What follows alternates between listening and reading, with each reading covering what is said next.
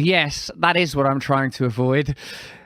We know that order rests continually upon chaos. It's been a recurrent and defining theme of your work. When you get the sense that the culture is being beyond curated, censored, organized, and controlled by bad actors, it seems that you have a duty to oppose those actions and that telos.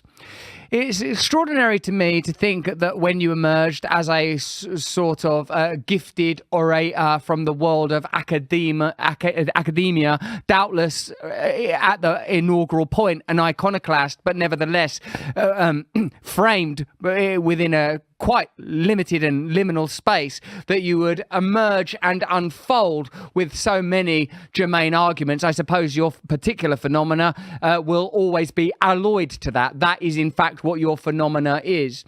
How do you feel now that you're operating in a space where some perspectives are censored on the basis that they are too right-wing? Some perspectives are censored on the basis that they are not medically sound. How can we have a framing where Donald Trump can be subject to these indictments, RFK, your video with RFK was taken down, where you can't speak freely about the events of the last 3 years, even when you're using as your basis demonstrable empirical facts?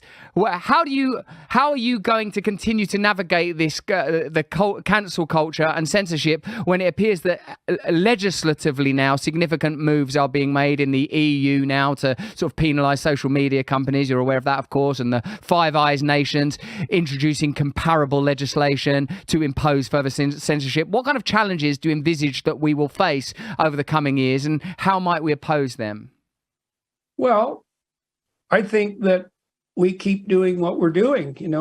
You and I and a number of other people, and people on a smaller scale, many people on a smaller scale, are trying to use whatever communication techniques they have accessible to them to stay one jump ahead of the people who would just as soon shut down free discourse. And it's possible as well that the free discourse that we're describing, fractious as though it may be, and offensive as though it may sometimes become, is part of the mechanism by which we keep the parasitic predators under control. It's also part of the mechanism whereby we solve difficult problems without having to, engage in real conflict with one another. Difficult thought is the alternative to war.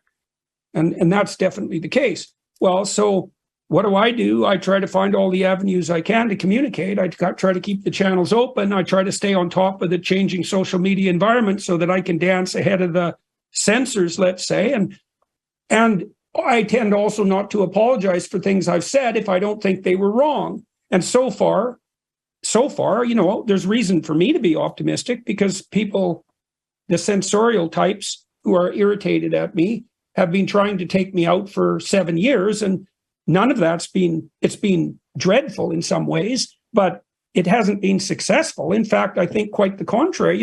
There's an injunction that in the Gospels that you should embrace your enemy.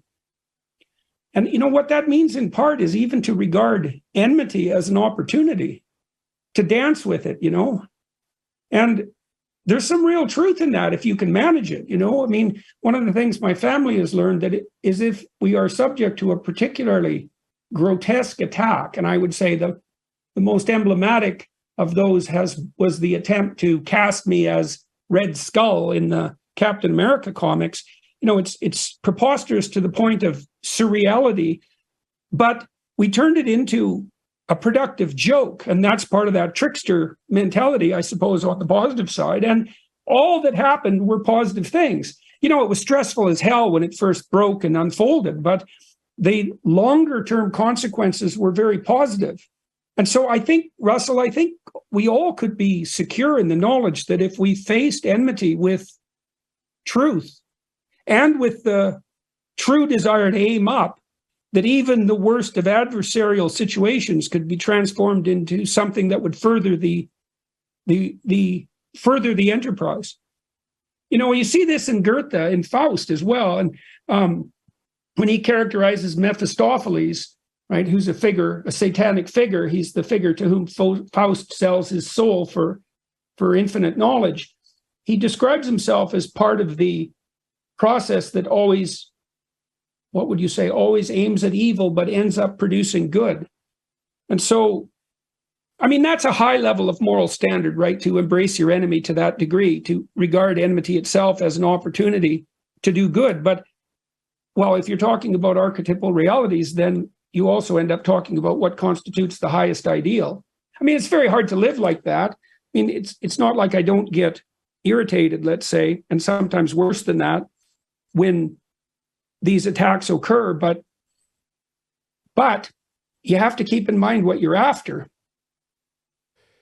If one of these archetypal notions that we're attempting to understand is that behind apparent separateness, there is a unitive force, and that it is benign, and that it is loving, not, I don't mean that in an erotic sense, neither really in an emotional sense, but in that is the felt experience of unity, then the idea that enmity, conflict, and suffering represent the erosion of the edges that keep you from unity, and that in suffering there is sacrifice, and there are, as you referenced earlier, deaths that have to be undertaken, then I suppose this would represent a kind of embrace of the enemy.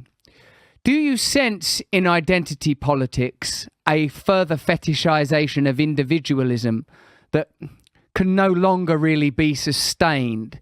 That rationalism has brought us to this point where all of our functions tend to be predicated on the service of our preferences and our aversions, that our individual likes and dislikes become our Quran, they become our religion.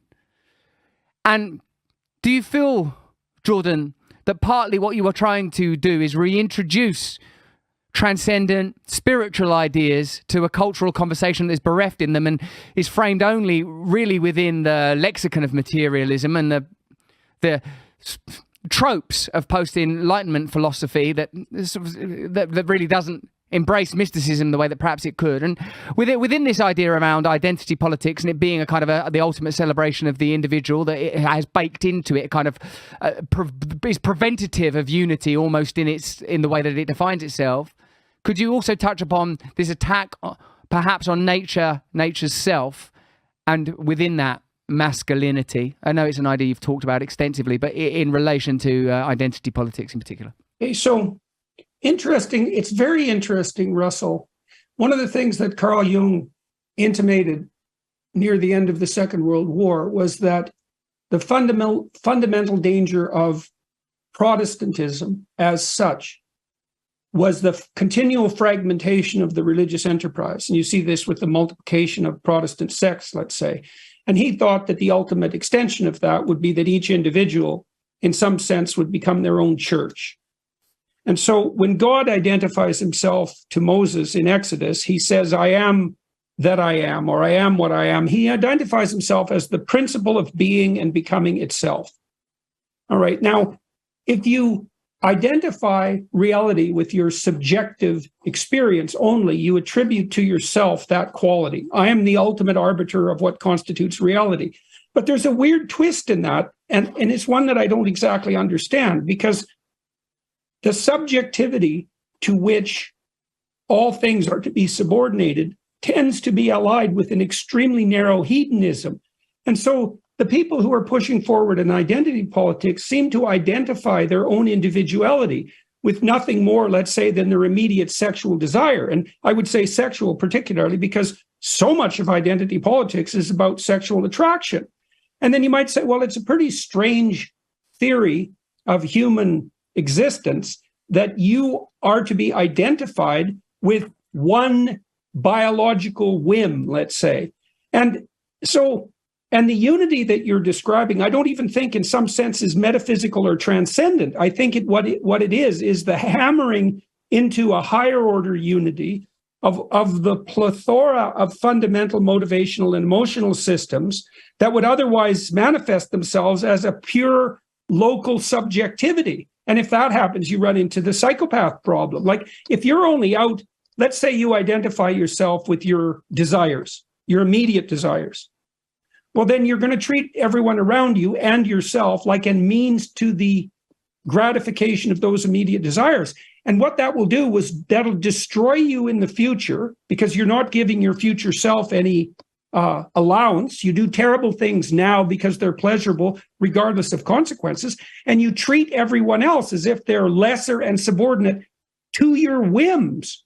This higher unity, you know, it isn't less real than the subordinate whims. It's more real. Like the hero archetype is the most real representation of the human self. It's the most real. And it's based on the idea of something approximating courageous self-sacrifice. So, for example, you see in the dragon fight story, the notion that you have to confront what you're terrified of and repelled by. You have to do that voluntarily. The more assiduously you pursue that, the bigger the treasure you garner. If you garner the treasure, you're obligated to distribute it generously to the community.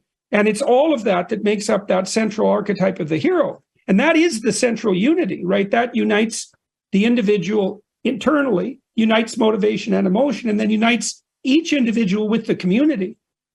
A sense that the hero cannot be mobilized or galvanized without that motivation, that the fuel doesn't arrive until the hero it transcends from egoic motivation to communal motivation, that when fueled by the ego you cannot confront the dragon sufficiently. There's a few things that I want to pick up on, and this is this idea, if I may, sir, of utility, that when we see other only in terms of utility, it's obviously restrictive, but I would love to fold into this one of the things you taught us earlier in the conversation, the role of sex in our evolution, and indeed all of evolution, in order to introduce new complexity. If sex has such an epochal role in the evolution of our entire species, surely then it is connected to this consciousness that is ulterior to manifestation and materialization, and therefore its role is almost archetypically significant. I also want to offer you this, if I may, regarding the Cain and Abel analysis. There has to be an ongoing tension between the assertion of our roles as individuals. We have to exist. I have to exist as Russell in the world. I have to know that it is Russell's mouth that I put food into, rather than the mouths of others on the most basic biological level, that I am indeed, that my entire reality is subjective. That is all I know of reality, and yet I am aware of my insignificance. Somewhere within us, there is some fractal interface between our relative insignificance and our total if not omnipotent, omniscience, that all reality takes place within my consciousness, yet materially I'm borderline irrelevant. Perhaps there is something of this Cain and Abel tension here. I believe that if people don't have a felt and personal subjective experience of God, whether that's through Christ or the Prophet Muhammad or Buddha, or yogically, some sense of a self beyond self, or some sense of an entity beyond self, some felt experience of knowing that is not about what Russell wants and what Russell doesn't want, then we do become victim to this hedonic ideology that seems to assert itself in the absence of a more deliberate ideology. I've been thinking too of the distinction between bliss and ecstasy. Bliss perhaps offers us the idea of fulfillment, our cup is full. Ecstasy offers us the idea that my cup runneth over, that boundaries are being burst. This seems to me relevant with your hedonic analysis. So I say that when we strip away God and the possibility of God, then that subjective experience becomes God. That becomes the higher principle around which we organize. So there does need to be some new way of introducing to politics sacredness, the sacrament, the idea, somehow the representation of this tension, that we are part of the divine, that we have rights, but we are not only our rights, we are also our duties. I know that's not a question, but I also know you'll have things to say. Well, okay, so there is a gospel injunction as well to render unto Caesar what is Caesar's and unto God what is God's. And you you mentioned a reintroduction of the sacred into the political. And what has happened, as you also intimated, is that the sacred has collapsed into the political. And that means there are now sacred cows in the political, which is why we can't discuss politics with each other. You need to separate the sacred and the political has to be subordinate to the sacred. I mean, this is one of the most remarkable and powerful discoveries of mankind as a whole, is that the principle of political sovereignty has to be subordinate to the principle of sacred sovereignty. And the Christian idea, and this develops out of the Jewish tradition, is that the fundamental principle of sovereignty is, what would you say, is voluntary. It's voluntary. It's a voluntary sacrifice. That's what's at the center of the community, and that the highest is properly devoted to serving the lowest. That's an inversion of the let's say, the classical notion of power. Might makes right if I can crush you. And if might isn't the principle of sovereignty, you have to ask yourself, well, what is? And you could say, well, nothing, in which case you have a kind of nihilistic chaos, and then hedonism rules. And if there's something sovereign above power, then you have to ask yourself what that is. And that is exactly what the biblical corpus, by the way, is trying to sort out. So you see prophets, for example, emerging repetitively in the Old Testament, and they are people who, what would you say, they evince faith that the fundamental structure of reality is good, and that if you live in truth, you can bring about a new reality that's even better. That's the axiom of faith. Then they'll confront, let's say, the tyrant or the catastrophes of the natural world with that banner in hand and revitalize. And the biblical narrative is predicated on the idea that the Christian Savior is the ultimate expression of that developing spirit, right? The manifestation of that, the embodied manifestation of that. I'm going to ask you now some questions that will be that have elicited and have been elicited from our audience. Excuse me. See Sound of Freedom. What does this mean? The success of this movie? Does it mean that you can now bypass the typical and former establishment models of promo? Does it mean that people are interested in stories that have a sort of a plain sort of Christian ethos? What do you think is the significance of this film and its success, Jordan? Well, I was just in Hollywood 2 weeks ago, and I met some stars there, and they were older and very well-established people trying to make their way forward appropriately to the best of their ability and doing that well, I would say. But I really got the sense, and it was from other things that happened in LA too, that time is over. And I know from talking to my friends in LA, and I can't be sure that this is 100% correct, but that the only star now, for example, who can ensure box office success is Tom Cruise. And interestingly, Cruise is also one of the stars who's completely dissociated himself from the political. I mean, I know he's involved with Scientologists, and that's neither here nor there for the moment, although it might have given him somewhere to put his religious enterprise, and kept him out of the political.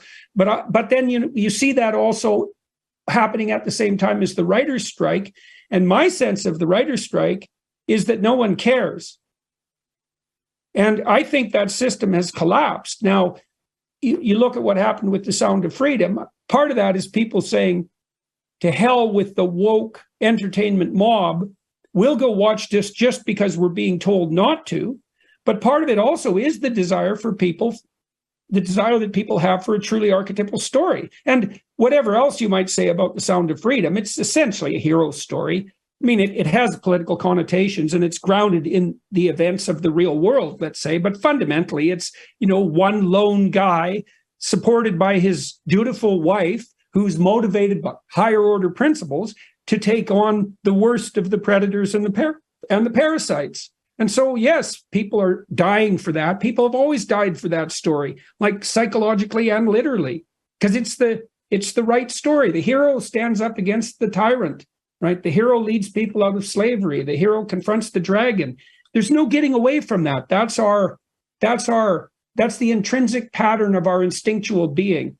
And the reason we find those stories meaningful is because meaning is the instinct that guides us on that revelatory and redemptive pathway. And you see, this is where the atheist types get it so wrong, because they tend, like the more literal Protestants, to assume that what religious practice is the mouthing of a set of propositions. right? It's like a theory of the world. And that's not the case. It's a manner of conducting yourself, directing your attention and acting. And then there's representations of that in imagination and semantically. But the fundamental issue is the actual pattern of action. That's why the highest level of religious devotion in the Christian tradition, it's the same in Buddhism with regard to Buddha. It's the imitation of Christ. It's the attempt to act out the archetype in the confines of your life. And the offering there is that this is a strange offering. The offering there is that that's possible. It's possible for each person to operate as a center of divinity in the world. And I don't believe that there is a more reliable truth than that. And I also think that's true scientifically, by the way. Yes, it's beautiful that the word conduct obviously has those connotations of being a carriage for energy or for heat that you can connect to the source through conduct. Regarding atheism, tell us a little of your recent challenge. We did a video on it to Richard Dawkins, who we've had on the show. I've had conversations with. Do you think that he's an example of the reductive atheism and deliberate straw man atheism? Oh, yes and no. The thing about Dawkins is I like Dawkins, and he's super smart, and I learned a lot from reading his books. And I think that Dawkins fundamentally is an intellectually honest man. I don't think he knows how to reconcile the gap between the propositional view of religion and the scientific view. Now, I think he's wrong on a variety of fronts. I don't think that his reading of the biblical corpus is particularly sophisticated. It's dismissive. Now, what Dawkins does is the same thing that Harris does, is that they're very opposed to the totalitarian proclivity, and rightly so. But they identify the totalitarian proclivity with the religious enterprise. Now, there are totalitarian proclivities within the religious enterprise, right? Because the most psychopathic tyrants will use the highest principles to justify their own self-interest. So the worst totalitarians are likely the ones who subvert religion. And that's rightfully objected to, but you can't throw the baby out with the bathwater. And Dawkins and Harris both underestimate the necessity of narrative, the irreducible necessity of narrative, and they don't contend with the fact of religious phenomenology, right? The religious experience as such, the instinct of meaning. Now, Harris has moved in that direction because he is a devoted meditator. And so he admits in practice that there is a religious enterprise. He doesn't like to concretize it, but partly that's because Sam knows perfectly well at some level that if he concretized his relationship with the divine, his rational mind would tear it to shreds and leave him bereft. So I have been in contact with Dawkins representatives since you made that video, and since Dr. Dawkins and I have been bandying back and forth on Twitter, and there is some possibility that we will meet and discuss these things. And I would like it to be a discussion because this is not simple. And I don't think it's not the place where you want to have a defeat. I understand where Dawkins is coming from, but I think that, he's such an interesting person because his notion of mean is right on the threshold of the notion of archetype. If he would have pursued that, he would have entered the Jungian world because the ultimate memes are sacred stories. Now, then the question is, does the meme bear any relationship to reality? And the answer is, well, it depends on what you mean by reality. And I know that sounds like a cop-out, but it isn't, because memes that survive, you can make a perfectly reasonable argument that the memes that survive over the longest spans of times are the ones that most effectively serve the purposes of reproduction. And that's a Darwinian argument, which Dawkins should support. And I would say that the memes that have guided us, let's say the memes that are part of the biblical tradition that have lasted for at least thousands and likely tens of thousands of years, are the memes that have been selected by two processes of reproduction, right? The transmission of information, so the propagation of information as reproduction, but that have also facilitated genuine reproduction itself. And so I don't see how someone who's Darwinian in their thinking can avoid that conclusion if they take their thinking right to the logical end. Successful memes have emerged as a consequence of Darwinian competition. And so why would you not say, then they're adapted to the world, then they're microcosms of the world? Dawkins himself said that an adapted organism, he said this explicitly in a brilliant paper, an adapted organism must be a microcosm of the world. Well, we're storied organisms. So how in the world can you not derive the conclusion that what we live in is best construed as a story? I think it is. I think it's inevitable. And then the question is, well, what's the story? Well, we've been trying to figure that out since we've been able to communicate. Thousands, tens of thousands of years. And voluntary self-sacrifice, the dragon fight motif, the bearing of the cross, the voluntary bearing of the cross, that being the precondition for redemption and renewal. That's all part of that system of ideas. And I think it's inescapable. Yes, that there would have to be some concomitant magnetism. There would, for a meme to land, for a meme to imprint. It can't sustain its own ongoing randomness and simultaneously narrativize. Those two things are those. There's a juxtaposition in that. Another way of looking at it, you're absolutely right. Here's another way of looking at it. The stories that survive are those that are maximally adapted to the structure of human memory and communication. Obviously, because they wouldn't be remembered or transmitted. They wouldn't strike home. They wouldn't have any compelling power. So the stories have to arrange themselves so they're analogs of the biological substrate that's representing them. And that means they're an echo of, you could say, they're an echo of the soul, right? But you can make that case biologically. And I don't see any escape from it. So one of the things I've learned, for example, is that the instinct of meaning itself, it's a reflection of something the Russian neuropsychologists called the orienting reflex, the orienting response, which is the response that orients you to the emergence of new information in the environment. That grips you. It's like the burning bush. It grips you. And that grip is represented at multiple levels in the nervous system. And that grip occurs on the border between order and chaos. Like, technically speaking, that happens to be the case. You want to be somewhere where you have 1 foot in order and 1 foot in the unknown. That's the eternal dragon fight. That way you're stable enough to maintain yourself, but you're also challenging yourself enough to continue to grow and change. Meaning signifies your existence in that place, right? And that's part of the divine order. And I see absolutely no evidence in the relevant neuropsychological literature that any of that is less than biologically accurate. And I know the great literature, Jeffrey Gray's book, The Neuropsychology of Anxiety in particular, and Jaak Panksepp's Affective Neuroscience. And I've talked to many neuroscientists. What's his name now? He's the most cited neuroscientist in the world. He wrote a lot about emotional responses and entropy. I asked him specifically, his name will come to me, whether or not object perception was a micro-narrative. And he said, necessarily yes. You think about that. Every object we see is a prop in a play. At the perceptual level, that shatters empiricism. You don't see facts and objects and attribute to them meaning. You see props in a play. And the question is, well, what play are you playing? What part are you playing? There's no detaching perception from the underlying narrative. It's not technically possible. Yes, I like that because it suggests that consciousness is the prima materia of our reality, that consciousness is the baseline, is the fundamental frequency from which secondary phenomena emerge, that this is Genesis, this is the point of origin, this is what precedes that molecular explosion that grants us all reality.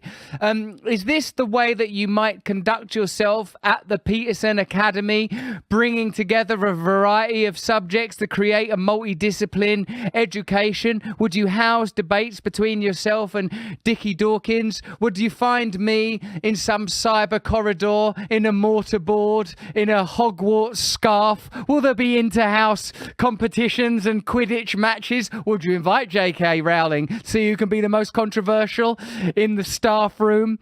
What's it going to be like at the Peterson Academy, JP? Well, I think all of that would be great fun, and as you know, we've invited you to participate. We'll work out the details of that as we move along. What we're doing at the moment is we're trying to find people who are great communicators, who believe fervently in the integrity of their ideas, and then inviting them to produce 8 hours of content pertaining to what they would love to teach most if the restrictions were stripped from them. So, we're trying to produce a diverse range of courses. Our first goal is to produce a Bachelor of Arts for people, an online equivalent to a Bachelor of Arts. I don't think we'll accredit the university because we have to deal with the accrediting agencies, and that's so much of a bureaucratic nightmare that it would be fundamentally counterproductive. But I think we'll be able to guarantee potential employers that our graduates will be accredited in a manner that truly indicates their ability to learn and their disciplined conscientiousness and their potential creativity. So the market value should be there. And we want to walk people through a corpus of courses that will, what would you say, enable them to think more clearly and make them sophisticated players, so that if they want to be successful in whatever way they define success, they're going to be armed with the tools that enable them to do that. And we produced a writing app too called essay.app, that teaches people to write. And, a cynic might say, well, I don't have to write because I have ChatGPT. And the proper response to that is, and this might be the motto of our university, think or die, right? That's the purpose of thinking. Alfred North Whitehead said this: you think so your thoughts can die instead of you. You engage in combative dialogue so your idiot notions can perish before you act them out and suffer. And the reason you think, and the reason you write, and the reason you don't cheat when you do that, because if you don't think, you suffer and die. And so we would like to arm people with the best of thoughts and also with the skills necessary to think, so that they can make their way forward properly in the world. That's the goal. And then we want to do this, and this is part of the comical element of it. I'd like to knock the price of a bachelor's degree down 95%, because I think that's possible. And I think it's comical. It's comical that that's a possibility, but I think it is a possibility. We have great lecturers lined up already. We've taped 20 courses. They're very nicely filmed, very professionally. They'll be delivered at a much higher quality than the typical university lecture. Now, we know that a university isn't just lectures and tests, right? There's a social element to it. You want to meet new peers. Perhaps you want to meet your mate. That's maybe why you're willing to give a university $250,000. And so we're trying to set up a social media platform around it that will enable people to communicate about what they're learning, to aggregate together in their local communities, and perhaps to figure out how to come together now and then on a larger scale so that they can have some more of the actual, bricks and mortar university experience. And so, we'll see if we can manage it. But so far, we have had enthusiastic participation from our lecturers. And that's also partly because we treat them nicely. One of the things that's really struck me working with the Oxford and Cambridge professors, because we have a number of them, is that they are so grateful to be treated decently that it's really quite heartbreaking. It's like we make them a decent financial offer, but when they come to do their lectures, we're actually really happy they're there. And we're pleased that they're willing to share our knowledge with them, and we treat them like they're worthy of respect. And all of the people that we've had come to lecture have indicated their interest to repeat the experience. And so we want to bring people together who want to teach, and we want to leave them the hell alone so they can teach. And then we want to offer that to people at as broad a level as possible, as inexpensively as possible. And we'll see. It's a ridiculously ambitious goal, but I can't see why it's impossible. I don't think it is. I'm beginning to experience that independent media conflates with independent politics almost organically, because the issues that you cover are essentially political and unavoidably political. Adding education to that triumvirate, it appears necessary and essential and a significant part of your modality of decentralization and your desire for decentralized models. Professor, please finish. There are people all over the world that are clamoring for high quality education, not least in the West, but also everywhere else. And the new technologies of translation also may make it possible, at least in principle, to offer what we're offering in a multitude of languages. And, and the translations are very accurate and very high quality. And so, we'll see what happens. We're very much looking forward to doing it. We figured the 8-hour format seems to be about right. Maybe we'll bundle like 2 8-hour courses together to make a single university credit, something like that. But, obviously people can tolerate a 3-hour podcast, and those are educational content. I think 30 hours, which is a standard university course, is actually too long for online provision. There's no reason not to break that up and to not overwhelm people with, content that would require a devotion of time that they might not be able to manage, especially when you can aggregate courses together anyways. And so 4 2-hour lectures seems to be maybe the sweet spot for the electronic delivery of educational material. We'll see. We launched this Exodus seminar on YouTube, and it's 16 2-hour seminars devoted to an explication of the Exodus story, which was a remarkable thing to participate in, by the way. And people are responding very positively to that, as they did to my series on Genesis. So there's definitely a hunger for high quality educational material. And it's also lovely to be one of the things that's been quite delightful in some ways about no longer being associated with the university, even though there's parts of it I miss, is that when I'm lecturing, I'm only teaching people who actually want to learn. And hopefully this Peterson Academy will be set up that way too. We'll only have teachers who want to teach, and we'll only be teaching students who actually want to learn. So that's an optimized play situation, right? And so hopefully there can be some joy in it and some playfulness. You referred to that as a possibility, and that would be, well, that's the goal. I shall set about designing my lectures even now. You will find me a renegade teacher. Sure, I don't play by the rules, but I get the job done. While people are in my class, they'll play by my rules. First rule, there is no rules. 12 rules for life. I give you 13 rules for life. The 13th rule is ignore the preceding 12. It's going to be an education in skullduggery and needless trickery. JP, thank you so much for joining us today. We're only curtailing our conversation to broadcast it, as a matter of fact, because we're putting it out this evening. Otherwise, I would carry on long into the English night. Well, and hopefully you'll be moderating my discussion with Richard Dawkins. I think that would be ridiculously comical and interesting. And hopefully we can do it in a manner that's truly productive. I think we could manage it, And like I said, I have a lot of respect for Dawkins. He's the most effective voice there is for that reductive materialist atheism. And that's a non-trivial force to be reckoned with, right? And the totalitarian contamination of the religious enterprise is also something that has to be hashed out. When he came here, he was so lovely to Bear, my dog, not realizing that if you were to make an anagram of that 3-letter word, he'd be in all sorts of trouble. Talking to you, man. Lovely. Good luck with continued enterprises. Thank you. Yeah. Thanks to everyone who's watching and listening too, really. Oh, thank you. Yeah, you're getting a lot of love here. I'm sorry I didn't get to ask your questions, guys. JP, thank you as always. Lots of love.